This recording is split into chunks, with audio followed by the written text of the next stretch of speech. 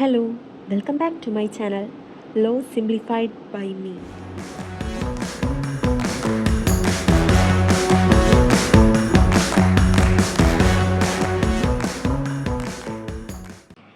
ഇന്ന് basic structure ഡോക്ടറിനെ കുറിച്ചിട്ടാണ് പഠിക്കുന്നത്. ഇന്ത്യൻ ഭരണഘടനയ്ക്ക് 3 പില്ലേഴ്സ് ഉണ്ട്: ലെജിസ്ലേച്ചർ, എക്സിക്യൂട്ടീവ്, ജുഡീഷ്യറി. ഈ ലെജിസ്ലേച്ചറിന് നിയമം നിർമ്മിക്കാനും ആ നിയമത്തിൽ എന്തെങ്കിലും അപാകതയുണ്ടെങ്കിൽ അത് അമെൻഡ് ചെയ്യാനും ഉള്ളൊരു പവർ ഉണ്ട്. ഈ സെയിം പവർ ഒരു കോൺസ്റ്റിറ്റ്യൂഷൻ അമെൻഡ് ചെയ്യുമ്പോൾ ലെജിസ്ലേച്ചറിന് ഉണ്ടോ എന്നാണ് നമ്മൾ ഇന്ന് നോക്കുന്നത്. Article 368 of constitution of India എന്തിനെക്കുറിച്ച് പറയുന്നു? ഒരു കോൺസ്റ്റിറ്റ്യൂഷൻ അമെൻഡ് ചെയ്യാൻ പാർലമെൻറ്റിന് അധികാരം ഉണ്ട് എന്നാണ് പറയുന്നത്. Article 368 lays down the power and procedure for amending the Constitution of India. It enables Parliament to make changes to the Constitution while ensuring that the prescribed procedure. പാർലമെൻറ്റിന് constitution amend ചെയ്യാനുള്ള right ഉണ്ട്. അത് എന്തൊക്കെ ചെയ്യാനാണ്? Constitution amend ചെയ്ത് അതിലെന്തെങ്കിലും അഡീഷനോ വേരിയേഷനോ റിപ്പീലോ ചെയ്യാനുള്ള power ഉണ്ട്. ഇത് ആർട്ടിക്കിൾ 368 പറയുന്നത് പോലെ ആയിരിക്കണം. ആദ്യം എന്ത് ചെയ്യണം? ഒരു അമെൻമെൻറ്റ് ബില്ല് പാർലമെൻറ്റിൽ ഹൗസ് ഓഫ് പാർലമെൻറ്റ്, അതായത് ലോക്സഭയിലോ രാജ്യസഭയിലോ ഇൻട്രൊഡ്യൂസ് ചെയ്തതിന് ശേഷം മാത്രമാണ് അമെൻഡ് ചെയ്യാൻ പറ്റുള്ളൂ. It cannot be introduced in state legislature. State ലെജിസ്ലേച്ചറിലൊരു അമെൻമെൻറ്റ് ബില്ല് കൊണ്ടുവരാൻ പറ്റില്ല. The bill must be passed in each house separately by a majority of total membership of the house and 2/3 majority of the members present and voting. ഒരു special majority ആ bill പാസ്സാക്കുകയും വേണം. And it must be ratified by states. Certain amendments require approval by not less than 1/2 of the state legislature before being presented to the president.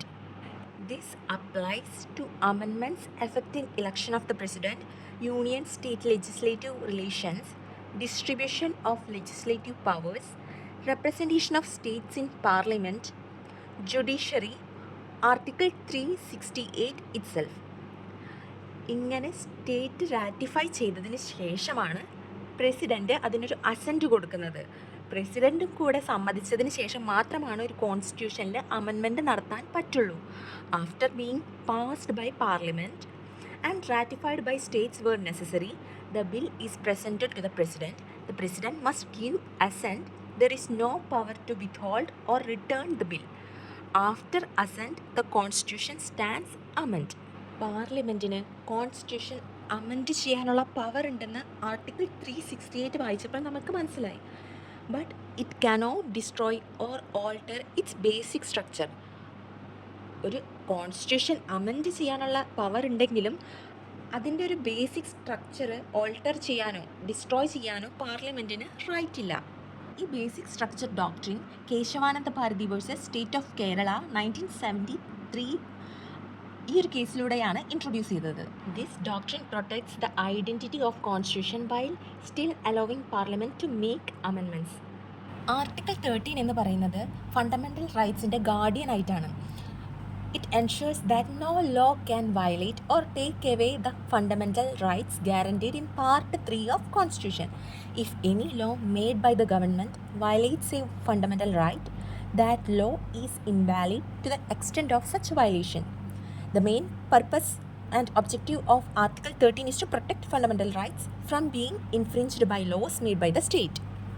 Article 13 പറയുന്നത് എന്താണ്?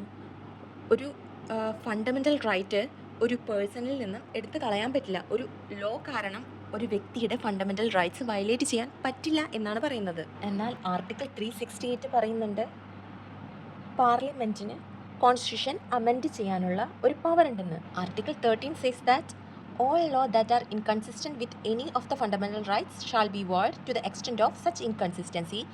Article 368 പറയുന്നത് the power and procedure of the parliament for amendment of the constitution. It empower the parliament to amend any provision by prescribed majorities.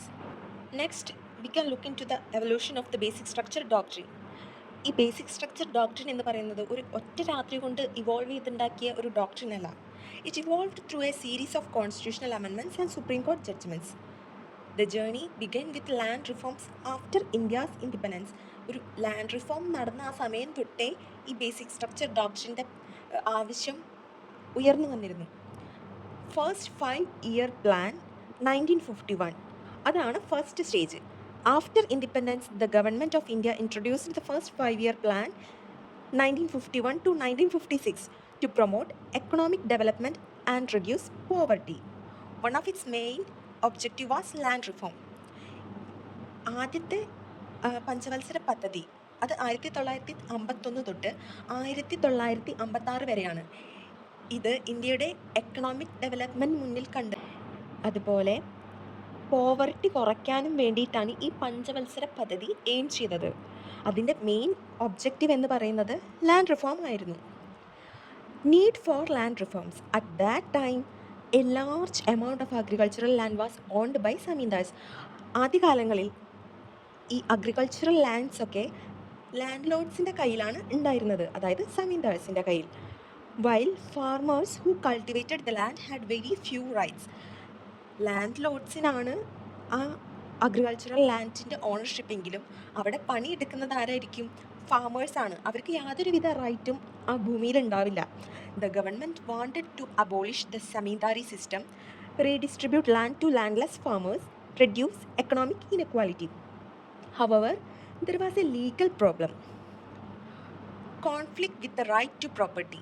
The Constitution originally guaranteed the right to property under Article 31 as a fundamental right.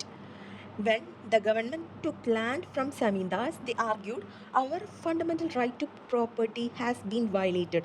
As a result, many land reform laws were challenged in courts. ഈ പഞ്ചവത്സര പദ്ധതിയിൽ government aim ചെയ്തത് സമീന്ദാർ system abolish ചെയ്യുക. അധികമായി സമീന്ദാർസിൻ്റെ കയ്യിൽ lands ഉണ്ടെങ്കിൽ അത് government ഏറ്റെടുക്കുക, എന്നിട്ട് പാവപ്പെട്ട കർഷകർക്ക് ആ ലാൻഡ് ഡിസ്ട്രിബ്യൂട്ട് ചെയ്യുക. ഇതായിരുന്നു മെയിൻ എയിം. ആ സമയത്ത് കുറേ ലാൻഡ് റിഫോംസ് ആക്ട് ഉണ്ടായിരുന്നു. അതുപോലെ റൈറ്റ് ടു പ്രോപ്പർട്ടി കോൺസ്റ്റിറ്റ്യൂഷൻ്റെ അണ്ടറിൽ ഗ്യാരണ്ടിയും ചെയ്തിരുന്നു. So the zamindars argued that അവർ fundamental rights to property has been violated. As a result many land reforms laws were challenged in courts. So, first Constitutional Amendment Act 1951.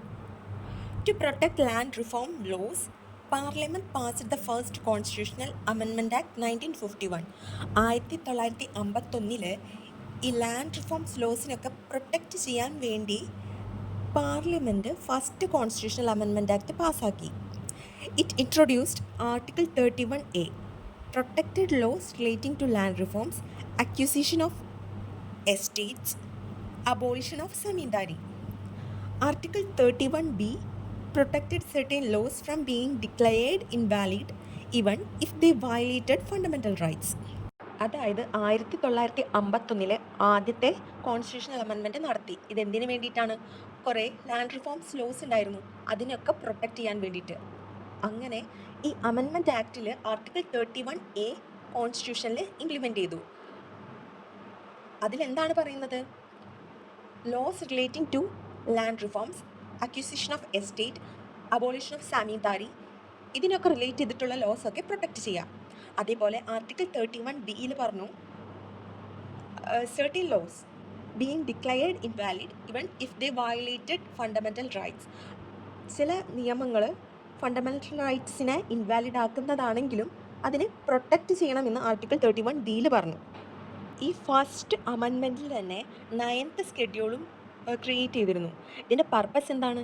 Any law placed in the 9th schedule was intended to be protected from judicial review on the ground that it violated fundamental rights.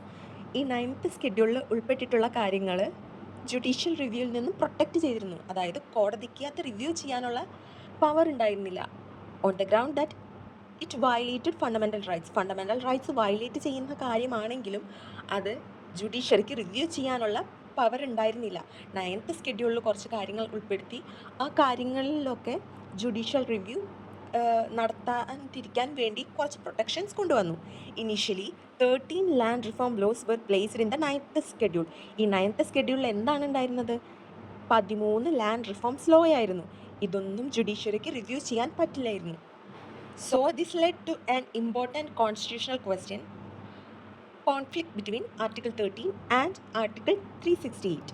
Article 13 says any law violating fundamental rights is void. Article 368 says Parliament has the power to amend the Constitution. So the question was, can Parliament amend the Constitution in a way that affects fundamental rights? This conflict became the central constitutional issue. The Supreme Court cases like Shankari Prasad, അതിനുശേഷം Sajjan Singh case, Golaknath കേസിന് ശേഷം കേശവാനന്ദ ഭാരതി, ആ ഒരു കേസിലൂടെയാണ് doctrine of basic structure introduce ചെയ്തത്. So after independence, the government introduced land reform laws to abolish the zamindari system and distribute land more equally among farmers. To protect these laws, Parliament passed the first Constitutional Amendment Act 1951, which inserted Article 31A and Article 31B. However, these amendments affected the right to property, which was then a fundamental right. Shankari Prasad versus union of India 1951 കേസിൻ്റെ ബാക്ക്ഗ്രൗണ്ടാണ് ഇപ്പോൾ പറഞ്ഞത്. അതായത് government കുറേ land reforms loss കൊണ്ടുവന്നു. ഇത് സെമീന്ദാരി സിസ്റ്റത്തിനെ abolish ചെയ്യാൻ വേണ്ടിയിട്ടായിരുന്നു.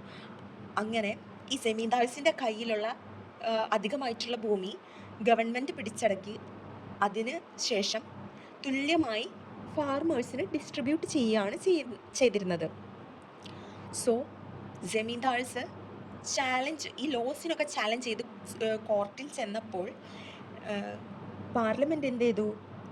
First constitutional amendment act 1951 കൊണ്ടുവന്നു.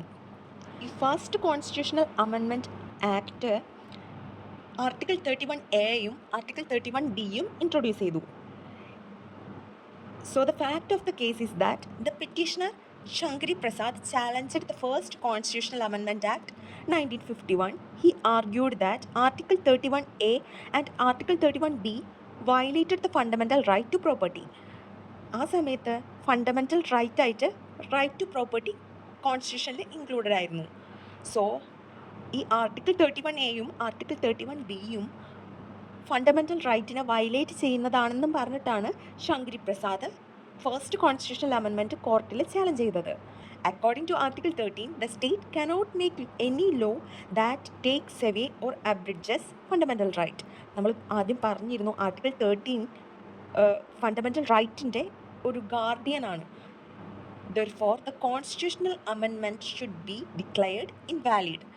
ഈ ആർട്ടിക്കിൾ 31A 31B invalid ആയിട്ട് ഡിക്ലെയർ ചെയ്തു. So the issue before the Supreme Court is that the court had to decide, does Parliament have the power under Article 368 to amend fundamental rights? Is a constitutional amendment a law within the meaning of Article 13? The judgment is that the Supreme Court upheld the validity of first Constitutional Amendment Act 1951. The court held that Parliament has the power under Article 368 to amend any part of the Constitution, including fundamental rights. Supreme Court first constitutional amendment act 1951 ശരിവെച്ചു. എന്നിട്ട് പറഞ്ഞു പാർലമെൻറ്റിന് article 368 പ്രകാരം കോൺസ്റ്റിറ്റ്യൂഷൻ്റെ ഏത് ഭാഗം വേണമെങ്കിലും amend ചെയ്യാനുള്ള പവറുണ്ട്. A constitutional amendment is not law within the meaning of article 13. Article 13ൻ്റെ അണ്ടറിൽ കോൺസ്റ്റിറ്റ്യൂഷണൽ അമെൻമെൻറ്റ് ലോ ആയിട്ട് വരില്ല എന്നും പറഞ്ഞു. Therefore, Article 13 does not restrict Parliament's power to amend the Constitution. As a result, Article 31A and 31B were held to be valid. Article 31A 31B valid ആണെന്ന് ഈ കേസിൽ പറഞ്ഞു. അതായത് first constitutional amendment act 1951 valid ആണെന്ന് Supreme Court upheld ചെയ്തു.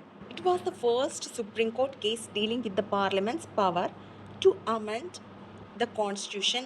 The court gave wide amending power to Parliament under Article 368.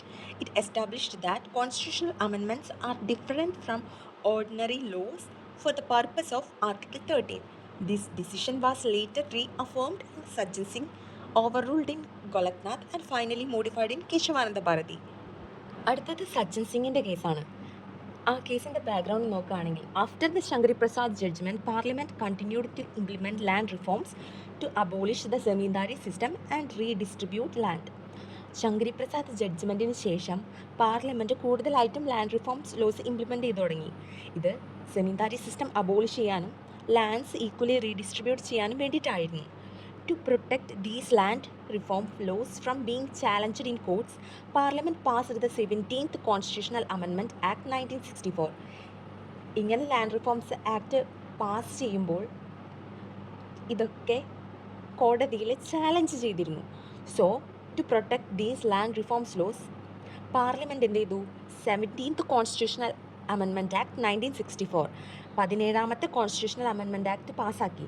This amendment placed several land reform laws in the 9th schedule, giving them protection from challenges based on violation of fundamental rights. ഇനി ഈ കേസിൻ്റെ fact നോക്കുകയാണെങ്കിൽ ഇതിലെ petitioner Sajjan Singh ആണ്. അദ്ദേഹം 17th constitutional amendment act 1964 കോടതിയിൽ challenge ചെയ്തു. He argued that the amendment affected the fundamental rights, particularly the right to property. അദ്ദേഹം പറഞ്ഞു ഈ 17ാമത്തെ constitutional amendment act right to പ്രോപ്പർട്ടീനെ ബാധിക്കുന്നുണ്ട്, അതായത് ഫണ്ടമെൻ്റൽ റൈറ്റിനെ അഫക്റ്റ് ചെയ്യുന്നുണ്ട്. Parliament had no power to amend fundamental rights under article 368. പാർലമെൻറ്റിന് ഫണ്ടമെൻ്റൽ റൈറ്റ്സ് അമെൻഡ് ചെയ്യാൻ യാതൊരു പവറും ഇല്ല എന്നാണ് അദ്ദേഹം ആർഗ്യൂ ചെയ്തത്. Issue before the Supreme Court is that the court had to decide whether Parliament has the power under Article 368 to amend fundamental rights. ഇതിലെ issue വന്നത് ആർട്ടിക്കിൾ 368 പ്രകാരം പാർലമെൻറ്റിന് ഫണ്ടമെൻ്റൽ റൈറ്റ്സ് അമെൻഡ് ചെയ്യാനുള്ള അധികാരം ഉണ്ടോ എന്നുള്ളതാണ്. The judgment is that the Supreme Court upheld the validity of the 17th Constitutional Amendment Act 1964. ഈ ജഡ്ജ്മെൻറ്റിലും ആ ഒരു കോൺസ്റ്റിറ്റ്യൂഷണൽ അമെൻമെൻറ്റ് ആക്ട് അപ്ഹെൽഡ് ചെയ്യാണ് ചെയ്തത്. The court held that Parliament has the power under Article 368 to amend any part of the Constitution, including fundamental rights. Article 368 പ്രകാരം constitution amend ചെയ്യാനുള്ള എല്ലാ അധികാരവും പാർലമെൻറ്റിനുണ്ട്, including fundamental rights. Fundamental rights included ആണ് ആ ഒരു അമെൻഡിങ് പവറിൽ. It reaffirmed the principle lay down in Shankari Prasad versus union of India. Shankari Prasad versus union of ഇന്ത്യയിൽ എന്താണോ പറഞ്ഞത് അത് റീഅഫോം ചെയ്യാണ് ചെയ്തത്. Therefore, the 17th constitutional amendment was declared valid. Shankari പ്രസാദിൻ്റെ കേസിൽ ഫസ്റ്റ് കോൺസ്റ്റിറ്റ്യൂഷണൽ അമെൻമെൻറ്റ് വാലിഡ് ആയിരുന്നു. ഇതിൽ 17th constitutional amendment also valid. Significance of this case is that reaffirmed the decision in Shankari Prasad, confirmed that Parliament could amend fundamental rights under Article 368, continued the view that constitutional amendments are not law under Article 13. However, some judges expressed concerns that unlimited amending power could endanger fundamental rights. These concerns later influenced the Supreme Court's decision in Golaknath versus State of Punjab. ഇങ്ങനെ ഒരു unlimited power പാർലമെൻറ്റിന് കൊടുക്കുമ്പോൾ അവിടെ ഒരു danger ഉണ്ട് എന്നാണ് പല ജഡ്ജസും പറഞ്ഞിരുന്നത്, concern ആയിട്ട് പറഞ്ഞിരുന്നത്. These concerns later influenced the supreme കോർട്ട്സ് decision in Golaknath versus state of Punjab. IC Golaknath versus state of Punjab ആണ് നെക്സ്റ്റ് കേസ്. ഇത് 1967 കേസാണ്. ഇതിൻ്റെ ബാക്ക്ഗ്രൗണ്ട് നോക്കുകയാണെങ്കിൽ after the Shankari Prasad 1951 and the Sajjan Singh 1965 decision, Parliament continued to amend the Constitution to protect land reforms laws from being challenged for violating fundamental rights. ഈ land reforms loss continued ആയിട്ട് challenge ചെയ്തതുകൊണ്ട് parliament കോൺസ്റ്റിറ്റ്യൂഷനെ amend ചെയ്തു. The Golaknath family who owned agricultural land in Punjab. Golaknath ഫാമിലിക്ക് പഞ്ചാബിൽ ഇഷ്ടംപോലെ agricultural land ഉണ്ടായിരുന്നു. It were affected by the Punjab land ceiling laws, which limited the amount of land a person could own. Golaknath ഫാമിലിക്ക് agricultural land vast ആയിട്ടുണ്ടായിരുന്നു. So Punjab land ceiling laws വന്നതോടുകൂടെ അവരുടെ കയ്യിലിരിക്കുന്ന ലാൻഡ്സിനെ limit ചെയ്ത് തുടങ്ങി. അപ്പോൾ അധികമായി വരുന്ന ലാൻഡ് ഗവൺമെൻറ്റിന് വിട്ടുകൊടുക്കേണ്ടി വന്നു. These laws were protected by placing them in the 9th schedule through constitutional amendments. ഈ Punjab land ceiling law 9th സ്കെഡ്യൂളിൽ ആഡ് ആക്കി അതിനെ പ്രൊട്ടക്റ്റ് ചെയ്തിരുന്നു. The Golaknath family challenged these amendments, claiming that they violated their fundamental rights to property. Looking to the fact of the case, the Golaknath family owned agricultural land in Punjab. The Punjab government enacted land ceiling laws restricting land ownership. These laws were included in the 9th schedule through constitutional amendment. Constitutional amendment നടത്തിയിട്ടാണ് ഈ Punjab land ceiling laws 9th സ്കെഡ്യൂളിൽ add ചെയ്തത്. The petitioners argued that these amendments violated their fundamental rights, especially the right to property. ഇതിലും right to property എന്ന fundamental right violate ചെയ്തു എന്നാണ് petitioner challenge ചെയ്തത്. The issue before the Supreme Court is that Supreme Court considered two important questions. Does Parliament have the power under Article 368 to amend fundamental rights? പാർലമെൻറ്റിന് article 368 പ്രകാരം fundamental right amend ചെയ്യാനുള്ള power ഉണ്ടോ എന്നുള്ളതാണ് ആദ്യത്തെ issue. രണ്ടാമത്തെ issue is a constitutional amendment law within the meaning of article 13. The judgment is that by a narrow majority, 6-5, the Supreme Court delivered a landmark judgment. The court held that Parliament does not have the power to amend or abridge fundamental right under Article 368. ഇതിൽ പറഞ്ഞു പാർലമെൻറ്റിന് fundamental right amend ചെയ്യാൻ ഉള്ള പവറില്ല. Under article 368, a constitutional amendment is law within the meaning of article 13. Constitutional amendment law ആണ് within the meaning of Article 13. Therefore, if a constitutional amendment takes away or abridges fundamental right, it is void under Article 13. ഒരു constitutional amendment fundamental റൈറ്റിനെ എടുത്ത് കളയുന്നുണ്ടെങ്കിൽ അതൊരു violation ആയിട്ട് article 13 included ആണ്. However, the court applied the doctrine of prospective overruling, meaning that the judgment would apply only to future constitutional amendment. Previous constitutional amendment would remain valid. അതായത് മുൻപ് ഈ കേസിന് മുൻപുള്ള അമെൻമെൻ്റ് ഒക്കെ വാലിഡും ഈ കേസിന് ശേഷം വരുന്ന ഫണ്ടമെൻ്റൽ റൈറ്റ് എടുത്തു കളയത്തക്ക എന്തെങ്കിലും അമെൻമെൻറ്റ് വരികയാണെങ്കിൽ അത് വോയിഡ് ആയിരിക്കും എന്നാണ് പറഞ്ഞത്. ഈ ഒരു കേസിലൂടെയാണ് doctrine of prospective over ruling ഇന്ത്യയിൽ എമേർജ് ചെയ്തത്. എന്താണ് prospective over ruling? Prospective over ruling means that a new judicial decision applies only from the date of the judgment onwards. ആ ഒരു ജഡ്ജ്മെൻറ്റ് വന്ന ആ ഡേറ്റ് തൊട്ടാണ് ആ ഒരു ഡിസിഷൻ അപ്ലൈ ആവുള്ളൂ. ഫ്യൂച്ചറിലോട്ടാണ് ഈ പ്രോസ്പെക്റ്റീവ് ഓവർ റൂളിംഗ് പറയുന്നത്.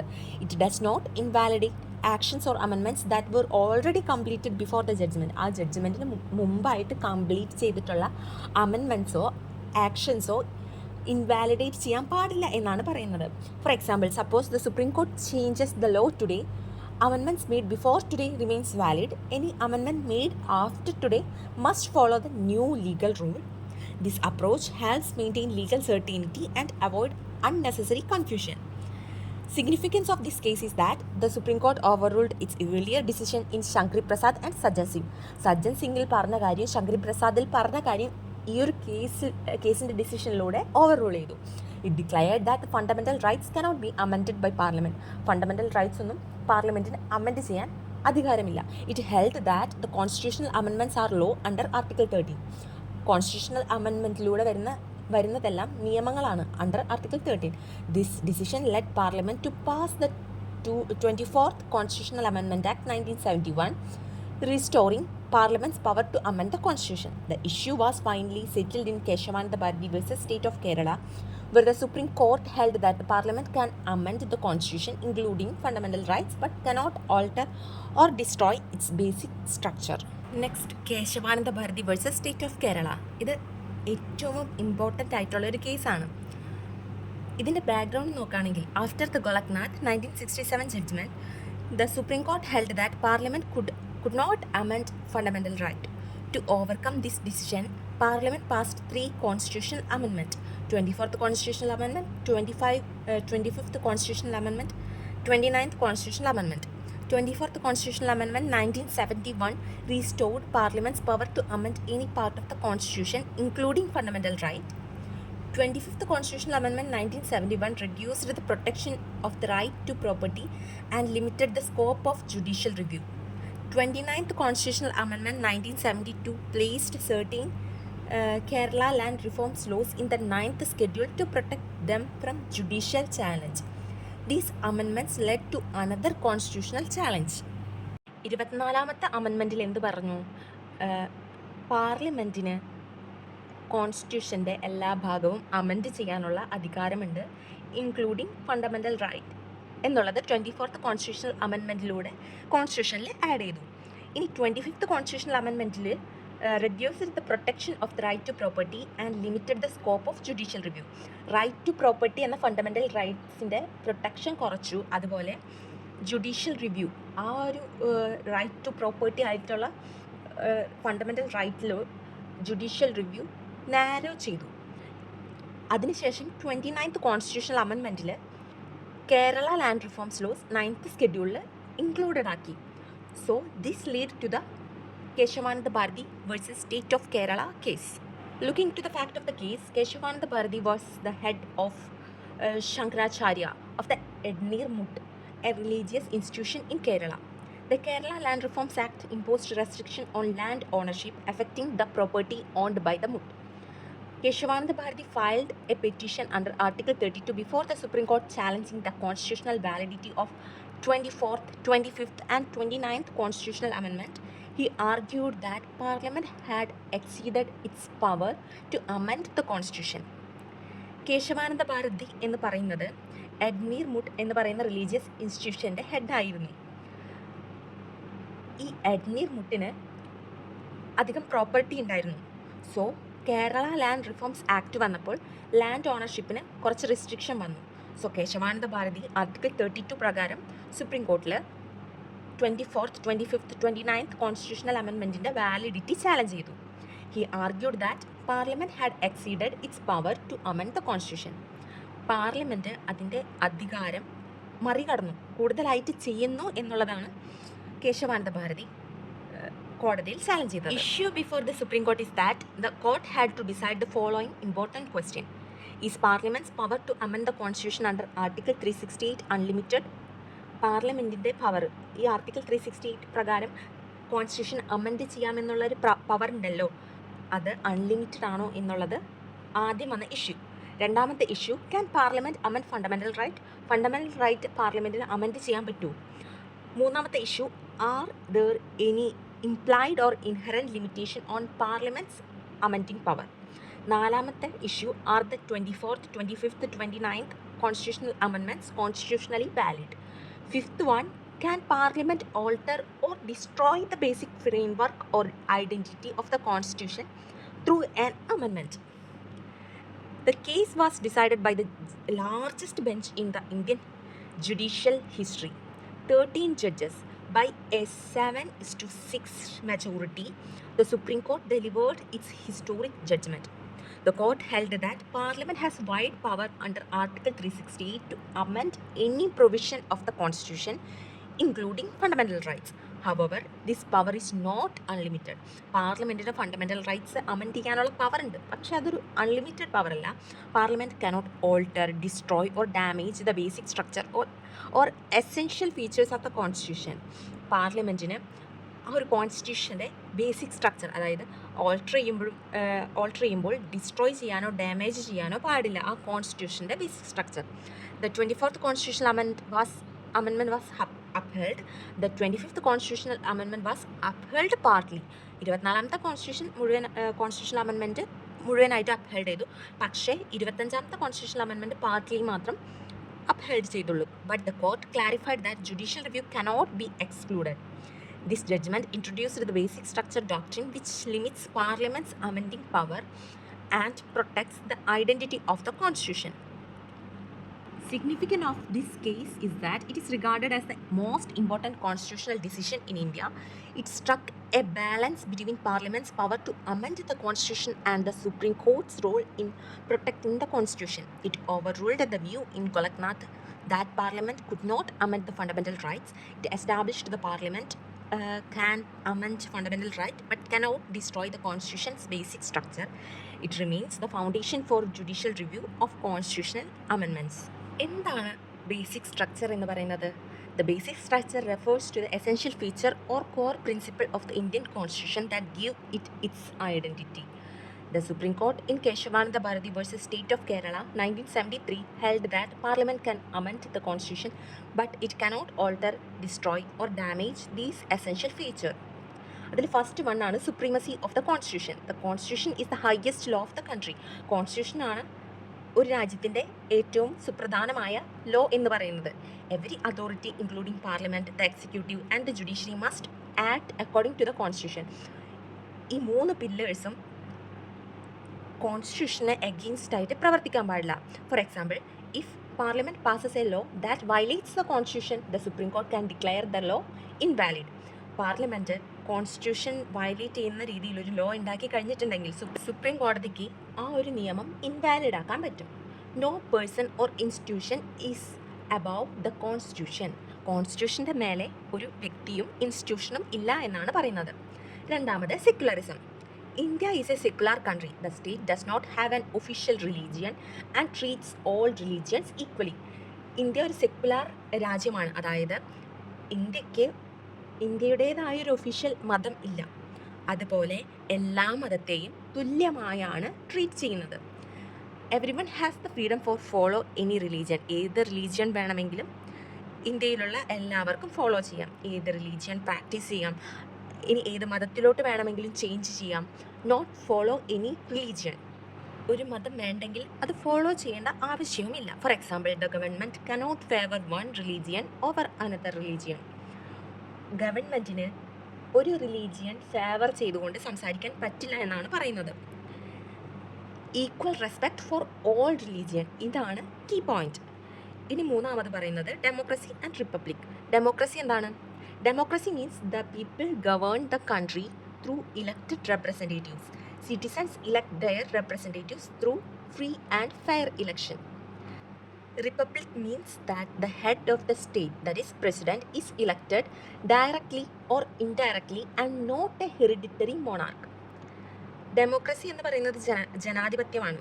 അതായത് ഒരു ഇലക്റ്റഡ് റെപ്രസെൻറ്റേറ്റീവ്സ് നമ്മളെ റെപ്രസെൻ്റ് ചെയ്ത് പാർലമെൻറ്റിൽ പോയിരിക്കുന്നു എന്നാണ് പറയുന്നത്. റിപ്പബ്ലിക് എന്ന് പറയുമ്പോൾ നമ്മൾക്കൊരു ഹെറിഡിറ്ററി മൊണാർക്കില്ല. ഡയറക്റ്റോ ഇൻഡയറക്റ്റ് ആയിട്ടോ എലക്ട് ചെയ്തിട്ടുള്ള റെപ്രസെൻറ്റേറ്റീവ് ആണ് നമ്മുടെ സ്റ്റേറ്റിൻ്റെ ഹെഡ് എന്ന് പറയുന്നത്, അതായത് president. For example, India elects its president unlike countries where the head of a state is a king or queen by birth. ഇന്ത്യയിൽ ഇലക്റ്റഡ് ആയിട്ടുള്ളൊരു വ്യക്തിയാണ് പ്രസിഡൻ്റ് ആവുക. ചില രാജ്യങ്ങളിൽ കിങ്ങോ ക്യൂനോ അവരുടെ ഹെറിഡിറ്ററി ബേസിൽ ഹെഡായിട്ട് മാറും. So the key point is that government of the people, by the people and for the people. നാലാമത് പറയുന്നത് സെപ്പറേഷൻ ഓഫ് പവേഴ്സ് ആണ്. The powers of the government are divided among the 3 organs: legislature, executive, judiciary. Legislature എന്തിനാണ്? നിയമങ്ങൾ ഉണ്ടാക്കാൻ. Executive എന്തിനാണ്? ആ നിയമങ്ങൾ implement ചെയ്യാൻ. ജുഡീഷ്യറി എന്തിനാണ്? ആ നിയമങ്ങൾ ഇൻ്റർപ്രറ്റ് ചെയ്യാൻ വേണ്ടിയിട്ടാണ്. Each organ performs its own functions and checks the others to prevent misuse of power.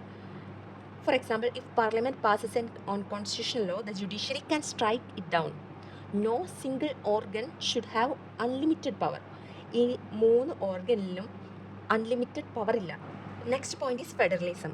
India follows a federal system where powers are divided between union and state government. Both governments function within their constitutional powers. India എന്ന് പറയുന്നത് ഒരു federal കൺട്രിയാണ്. Union government ഉണ്ട്, state government ഉണ്ട്. For example, defense and foreign affairs are union subjects, while police and public health are generally state subject. Division of powers between the center and state are the main point of this federalism. Judicial review. Judicial review ആണ് അടുത്തത്. Judicial review is the power of the court to examine whether laws and government actions are constitutional. If any law violates the constitution, the court can declare it invalid. For example, the Supreme Court can strike down a constitutional amendment that destroys the basic structure. The judiciary acts as the guardian of the constitution. 7th point is unity and integrity of the nation. India must remain one sovereign and united nation. The constitution protects the country's sovereign, territorial integrity and national unity. For example, any attempt to divide the country or weaken its unity can be challenged as unconstitutional. Key point is that national unity and sovereignty must always be preserved. And the last point is rule of law. The rule of law means everyone is equal before the law. No person, including the president, prime minister or government official, is above the law. നിയമത്തിന് മുകളിൽ ആരും ഇല്ല എന്നാണ് rule of law എന്ന് പറയുന്നത്. Government actions must be authorized by law and cannot be arbitrary. ഗവൺമെൻറ്റിൻ്റെ actions എല്ലാം authorised, law പറയുന്ന പോലെ ആയിരിക്കണം, അല്ലാതെ ആർബിട്രറി ആവാൻ പാടില്ല. For example, if a government authority acts illegally, the court can review and set aside the action. The key point is that law is supreme, not individuals. ഇത്രയും കാര്യമാണ് basic structure features ആയിട്ട് വരുന്നത്. ഇനി Indira Gandhi versus Indira Nehru Gandhi versus Raj Narain 1975 case നോക്കാം. അതിൻ്റെ background പറയുന്നത്, in the 1971 election, general election, Indira Gandhi, the then Prime Minister of India, contested the election from the Rae Bareli constituency in Uttar Pradesh. ഉത്തർപ്രദേശിലെ ഒരു കോൺസ്റ്റിറ്റ്യുവൻസിയിൽ നിന്ന് ജനറൽ ഇലക്ഷന് വേണ്ടി ഇന്ദിരാഗാന്ധി മത്സരിച്ചു. ഈ ഇലക്ഷനിൽ രാജ്നാരായൺ എന്ന വ്യക്തിയെ ഡിഫീറ്റ് ചെയ്തുകൊണ്ട് ഇന്ദിരാഗാന്ധി ജയിച്ചു. And Rajnarayan challenged her victory in Allahabad High Court.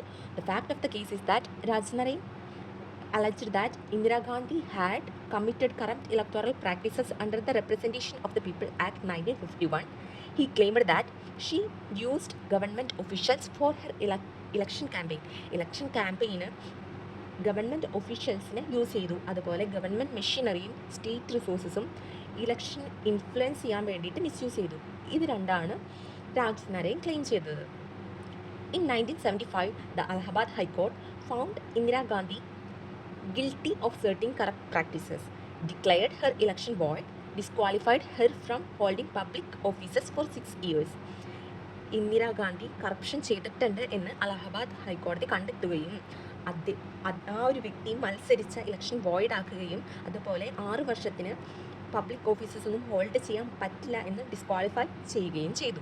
Indira Gandhi appealed to the supreme court. Meanwhile parliament passed the 39th constitutional amendment act 1975, inserting Article 329A, which stated that the election of the Prime Minister as Speaker of the Lok Sabha could not be challenged in any court. This amendment attempted to place the Prime Minister's election beyond judicial review. ഇങ്ങനെ ഒരു case നടന്നുകൊണ്ടിരിക്കുന്ന സമയത്ത് constitution amendment 39th constitutional amendment parliament പാസ്സാക്കി. അതിൽ article 329A include ആക്കി and stated that election of the Prime Minister and Speaker of the Lok Sabha could not be challenged in any court. ഈ ഒരു prime മിനിസ്റ്ററിനെയും speaker of Lok Sabha ഇവരുമായിട്ട് ബന്ധപ്പെട്ടിട്ടുള്ള elections ഒന്നും challenge ചെയ്യാൻ പറ്റില്ല, കോടതിയിലൊന്നും challenge ചെയ്യാൻ പറ്റില്ല എന്നാണ് ആർട്ടിക്കിൾ 329A പറഞ്ഞത്. And the issues before the supreme court is that can the election of the prime minister be subjected to judicial review. Prime മിനിസ്റ്ററിൻ്റെ ഇലക്ഷൻ റിലേറ്റ് ചെയ്ത് ജുഡീഷ്യൽ റിവ്യൂ ചെയ്യാൻ പറ്റുമോ? Is the 39th constitutional amendment article 329A constitutionally valid? Does parliament have unlimited power under article 368 to amend the constitution? The judgment is that the Supreme Court struck down clause 4 of article 329A inserted by the 39th constitutional amendment as unconstitutional. The court held that free and fair elections are part of the basic structure of the constitution. Equality before law is part of the basic structure. Rule of law is part of the basic structure. Judicial review is part of the basic structure. Therefore, the parliament cannot amend the constitution to place the prime minister's election beyond the scrutiny of the court. The court reaffirmed the principle laid down in Keshavananda Bharati versus State of Kerala that parliament cannot damage or destroy the basic structure of the constitution through a constitutional amendment. However, the Supreme Court granted partial relief to Indira Gandhi on technical grounds, allowing her to continue as Prime Minister. ഈ കേസാണ് first major application of the basic structure doctrine after the Kesavananda Bharati judgment. Kesavananda Bharati ജഡ്ജ്മെൻറ്റിന് ശേഷം ആദ്യമായി basic structure doctrine apply ചെയ്ത first major case. The supreme court reaffirmed that parliament's amending power is limited. So ഇത്രയുമാണ് basic structure doctrine. ഇത്രയും കേസിലൂടെയാണ് basic structure doctrine evolve ചെയ്ത് വന്നത്.